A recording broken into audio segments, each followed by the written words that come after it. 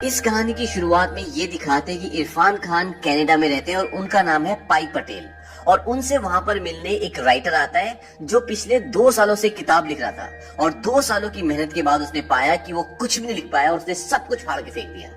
और अब इरफान खान के अंकल ने इस राइटर को इरफान खान के पास भेजा और ये कहा है कि इरफान खान के पास एक बहुत ही दिलचस्प कहानी है और उस कहानी को सुनने के बाद तुम्हें ईश्वर पे भी विश्वास हो जाएगा। इरफान खान बोलते हैं कि ये तो मैं नहीं कह सकता कि तुम्हें ईश्वर पे विश्वास होगा कि नहीं, लेकिन मैं तुम्हें अपनी कहानी सुना सकता हूँ। वैसे मैंने रिचर्ड पाकर के बारे में कई सालों से बात नहीं की। और इसके बाद पूरी कहानी फ्लैशबैक में चली जाती है और ये दिखाते हैं कि अभी इरफान खान बहुत छोटे हैं और उनका नाम होता है पिसिन पटेल, यानी कि PISCINE पिसिन। ये नाम एक स्विमिंग पूल के नाम पर इरफान खान का रखा था, लेकिन स्कूल में सब बच्चे उन्हें चढ़ाते हैं और उन्हें कहते हैं पिसिंग पटेल, यानी कि PISSING।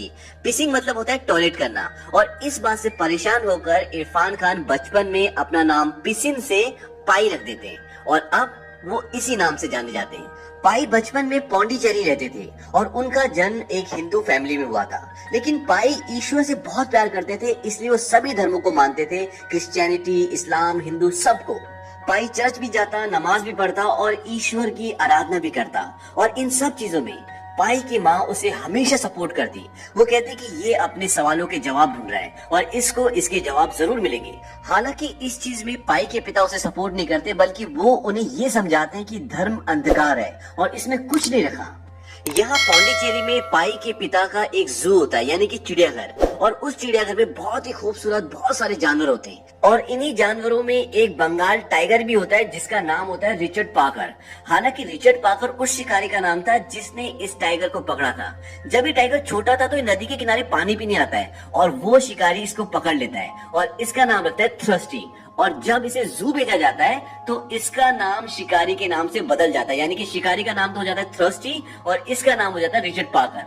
हालांकि बाद में बात सबको पता चल जाती है, लेकिन सब इसको अब रिचर्ड पाकर के नाम से बुलाते हैं। पाई जब 12 साल का होता है तो वो रिचर्ड पाकर को अपने हाथ से मांस का टुकड़ा खिलाना चाहता है और रिचर्ड पाकर भी खाने वाला होता है कि तभी उसके पिताजी आ जाते हैं और उसे बहुत डांटते हैं और उसे सबक सिखाने के लिए वो रिचर्ड पाकर के केज के बाहर एक बकरी के बच्चे को बांध देते हैं और तभी रिचर्ड पाकर आता है और उसे बड़ी बेरहमी से मारता है। ये देखकर पाई बहुत डर जाता है और उसके बाद उसकी पूरी धारणा रिचर्ड पाकर के लिए बदल जाती है। वक्त बीतता है और पाई पटेल 16 साल का हो जाता है और 16 साल की उम्र में उसकी मुलाकात होती है आनंदी से और आनंदी से उसे प्यार हो जाता है। लेकिन तभी उसके पिता उसे बताते हैं कि हम पूरी फैमिली के साथ अब कनाडा शिफ्ट हो रहे हैं, क्योंकि यहाँ पर जो उनका जू था वो अब बंद हो रहा है, क्योंकि जिस जमीन पे उनका जू होता है वो उनकी नहीं होती, लेकिन जानवर उनके होते हैं। तो पाई के पिता कहते हैं कि हम जानवरों को लेके शिप में जाएंगे और मैं अपने जानवर नॉर्दर्न अमेरिका में भेज दूंगा और हम कनाडा में शिफ्ट हो जाएंगे, क्योंकि वहां मुझे कोई जॉब जरूर मिल जाएगा। और ये डिसाइड होता है कि अब पूरी फैमिली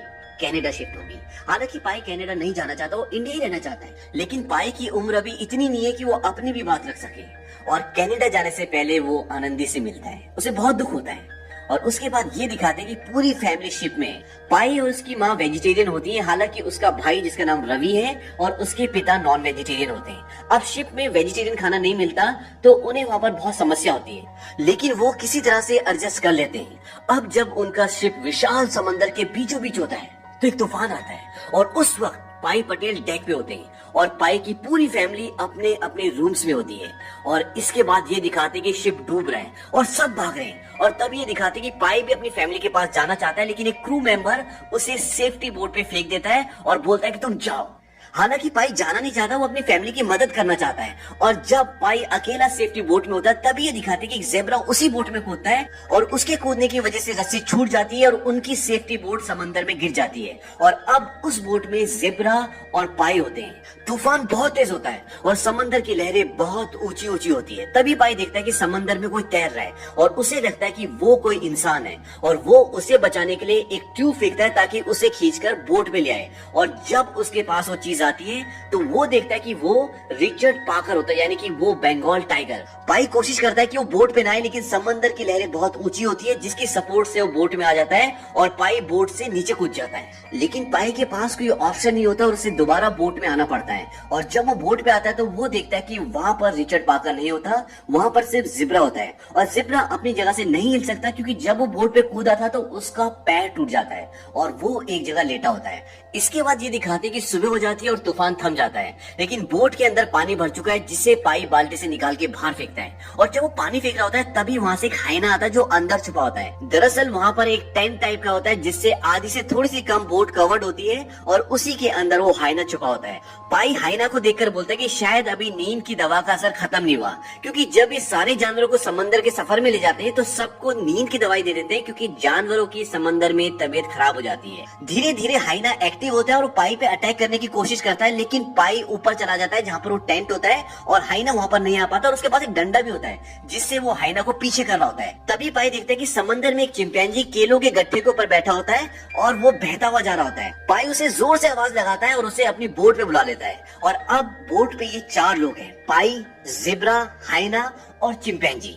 बोट में पाई के लिए और चिंपैंजी के लिए खाना है, लेकिन हाइना के लिए नहीं, क्योंकि वो शिकारी है और वो रात को ज़ेब्रा को मार देता है। पाई को भी डर होता है कि कहीं रात को सोते हुए हाइना उसे मार ना दे, इसीलिए बोट से एक डंडा निकला होता है जिसमें एक ट्यूब होती है और उसी के सहारे वो बोट से बाहर लटक के रहता है। अगले दिन सुबह पाई बोट में कुछ सामान से तैरने वाला एक प्लेटफॉर्म बनाता है ताकि उसे समंदर में फेंक दे और वो वहाँ जाकर बैठ जाए ताकि वो इन जानवरों से बचा रहे। ज़ेब्रा को तो हाइना पहले मार चुका है और अब बोट पे 3 है, चिंपैंजी, हाइना और पाई। पाई जब वो प्लेटफॉर्म बना लेता है तभी वो हाइना बाहर निकल जाता है और चिंपैंजी और हाइना की लड़ाई होती है। चिंपैंजी हाइना को एक लपाड़ा मारता है और नीचे गिरता है धड़ाक से, और ये देखकर पाई बहुत खुश होता है। तभी हाइना दोबारा से चिंपैंजी पे अटैक करता है और वो उसे मार देता है। हालांकि पाई उसे बचाने की कोशिश भी करता है, लेकिन वो उसे बचा नहीं पाता। पर अब पाई को बहुत गुस्सा आ जाता है, वो चाकू निकालता है और हाइना को बोलता है कि चलो हराओ हराओ। और तभी वहां से रिचर्ड पाकर निकल कर आता है और वो हाइना को मार देता है। दरअसल रिचर्ड पाकर भी नीचे छुपा होता है और इसके बाद वो पाई पर भी अटैक करने की कोशिश करता है, लेकिन पाई ने जो प्लेटफॉर्म बनाया होता है वो उसे समंदर में फेंक देता है और उस पर जाकर बैठ जाता है और उस प्लेटफॉर्म को बोर्ड से रस्सी से बांध देता है ताकि वो उससे दूर न जा। रात भर पाई उसी प्लेटफॉर्म पे रहता है। अब वो बोट पर नहीं जा सकता, क्योंकि अगर वो बोट पर गया तो रिचर्ड पाकर उसे मार देगा। लेकिन जब उसे भूख लगती है तो उसे बोट पर जाना पड़ता है, पर वो बोट के ऊपर नहीं जाता बल्कि नीचे खड़ा होकर खाने का सामान निकाल रहा होता है। और तभी रिचर्ड पाकर उस पर अटैक करता है और इसके बाद वो अपने प्लेटफॉर्म को दोबारा से बोट से दूर कर लेता है। इसी के साथ ये भी दिखाते हैं कि सेफ्टी बोट में खाने के साथ एक मैनुअल, एक बुकलेट भी होती है जिसमें ये लिखा होता है कि अगर आप समंदर में फंस जाएं तो आपको क्या क्या करना चाहिए होता है। उसमें एक मैप भी होता है, लेकिन पाई को मैप देखना नहीं आता और पाई वो सब कुछ करता है जो उस बुकलेट में लिखा होता है। पाई ईश्वर से ये भी बोलता है कि तुमने मुझे बनाया है, तुम ही मेरा सब कुछ हो और अब तुम ही मुझे रास्ता भी दिखाओगे। पाई जानता है कि समंदर का सफर अब बहुत लंबा होने वाला है और जो प्लेटफॉर्म पाई ने अपने लिए बनाया है उस पर बहुत लंबे समय तक नहीं रहा जा सकता। इसीलिए वो तय करता है कि वो रिचर्ड पाकर को ट्रेनिंग देगा ताकि उसे अपने हिसाब से कंट्रोल कर सके, लेकिन उसकी ये कोशिश नाकामयाब रहती है। और यहाँ पर अब सबसे बड़ी प्रॉब्लम ये है कि वहाँ पर खाने के लिए कुछ भी नहीं है, क्योंकि रिचर्ड पाकर ज़ेब्रा को और हाइना दोनों को खा चुका है। और सबसे बड़ी समस्या ये होती है कि रिचर्ड पाकर के पास पीने के लिए पानी नहीं होता। अब पाई उसकी मदद करता है, पाई उसे पानी पिलाता है और पाई सीटी के जरिए उसके साथ कम्युनिकेट करने की कोशिश करता है, यानी कि उसे अपने थॉट समझाने की कोशिश करता है। लेकिन रिचर्ड पाकर का रवैया अभी भी पाई की तरह बहुत एग्रेसिव होता है। पाई मछली पकड़ने की कोशिश कर रहा होता है क्योंकि वो जानता है कि अगर रिचर्ड पाकर की भूख आउट ऑफ कंट्रोल हो गई तो वो पानी में कूदकर उसे मार सकता है। पाई मछली पकड़ने की बहुत कोशिश करता है, लेकिन उसे कामयाबी नहीं मिलती और इसके बाद होता भी वही है जो पाई ने सोचा होता है। रिचर्ड पाकर समंदर में कूद जाता है, लेकिन वो मछली नहीं पकड़ पाता और तब वो पाई की तरफ बढ़ता है और पाई जल्दी से रस्सी खींचकर बोट के ऊपर चला जाता है। और अब रिचर्ड पाकर नीचे और पाई बोट के ऊपर, और रिचर्ड पाकर बहुत कोशिश करता है कि वो बोट के ऊपर आ जाए, लेकिन बोट ऊंची होती है और इसलिए वो ऊपर आ नहीं पा रहा होता। और पाई उस प्लेटफॉर्म को भी बोट पर ऊपर खींच लेता है जो उसने अपने लिए बनाया था, जिस पर वो बैठा रहता था, और वो कुल्हाड़ी निकालता है और अब वो शेर को यानी कि रिचर्ड पाकर को मारने वाला होता है कि वो रुक जाता है। पाई बोलता है कि मैं क्या कर रहा हूँ। उसके बाद वो अपना प्लेटफॉर्म दोबारा समंदर में डाल देता है और एक फट्टा बोट से लटका देता है, जिसका सहारा लेकर रिचर्ड पाकर बोट में दोबारा वापस आ जाता है और पाई दोबारा से अपनी उसी जगह पर चला जाता है। अब पाई रिचर्ड पाकर को बोट पे तो ले आता है, लेकिन भूखा क्या, वो अभी भी भूखा है। पाई तो बिस्किट खा लेता है, लेकिन रिचर्ड पाकर के लिए कुछ भी नहीं है। तब पाई एक मछली पकड़ता है जो काफी बड़ी होती है और उसे कुल्हाड़ी से मार देता है। उसे मारने के बाद वो बहुत रोता है क्योंकि वो एक शाकाहारी है और वो किसी भी जीव हत्या के खिलाफ है। लेकिन इसके अलावा पाई के पास और कोई ऑप्शन नहीं होता। वो बोलता है थैंक यू भगवान विष्णु, मछली के रूप में आकर हमारी जान बचाने के लिए। और वो मछली वो रिचर्ड पाकर को दे देता है। अब रात हो जाती है और रात को एक बहुत बड़ी व्हेल मछली उनकी बोट के पास आती है और वहीं पर एक जंप लगाती है। जंप लगाने से पानी बहुत जोर से हिलता है और जो प्लेटफॉर्म पाई ने अपने लिए बनाया था वो पूरी तरह से हिल जाता है और उसी प्लेटफॉर्म पर उसका सारा खाना और पानी होता है और वो सब का सब समंदर में बह जाता है। और अब पाई के पास ना खाने के लिए कुछ है ना पीने के लिए पानी है। अगली सुबह पाई बोट पर कुछ लेने के लिए आता है क्योंकि उस वक्त रिचर्ड पाकर अंदर होता है और जब वो बोट के ऊपर आता है तो उसी वक्त रिचर्ड पाकर बाहर आ जाता है। तभी पाई से एक मछली टकराती है और वहां पे गिर जाती है। उस मछली को पाई उठाता है और रिचर्ड पाकर की तरफ फेंकता है, बोलता है कि ये तुम्हारे लिए है। और जैसे ही वो उसकी तरफ फेंकता है वो मछली उड़ के भाग जाती है। दरअसल ये उड़ने वाली मछली होती है। अब रिचर्ड पाकर और पाई दोनों उस मछली की ओर देख रहे होते हैं। तभी वो दूसरी तरफ देखते हैं कि वहां से एक बहुत बड़ा मछलियों का झुंड उड़ते हुए उनकी तरफ आ रहा होता है और जब वो झुंड उनकी बोट के आगे से गुजरता है तो बहुत सारी मछलियां उनकी बोट में गिर जाती है और एक बड़ी मछली जो उन मछलियों को खाने आ रही होती है वो भी उनकी बोट में गिर जाती है। उस मछली को रिचर्ड पाकर खाना चाहता है लेकिन उससे वो पाई छीन लेता है, बोलता है कि मेरी है और रिचर्ड पाकर उस मछली को छोड़ देता है। हालांकि पाई शाकाहारी है लेकिन उसके पास खाने के लिए कुछ भी नहीं है, इसीलिए वो मछली खाना शुरू कर देता है। और इसी के साथ साथ पाई अब रिचर्ड पाकर को ट्रेन करने की कोशिश करता है, उसे अपने कंट्रोल में लाने की कोशिश करता है और इस बार पाई को काफी हद तक कामयाबी मिल जाती है। लेकिन अभी भी पाई बोट के ऊपर नहीं रह सकता क्योंकि जानवर का कोई भरोसा नहीं, वो कब हमला कर दे ये नहीं कहा जा सकता।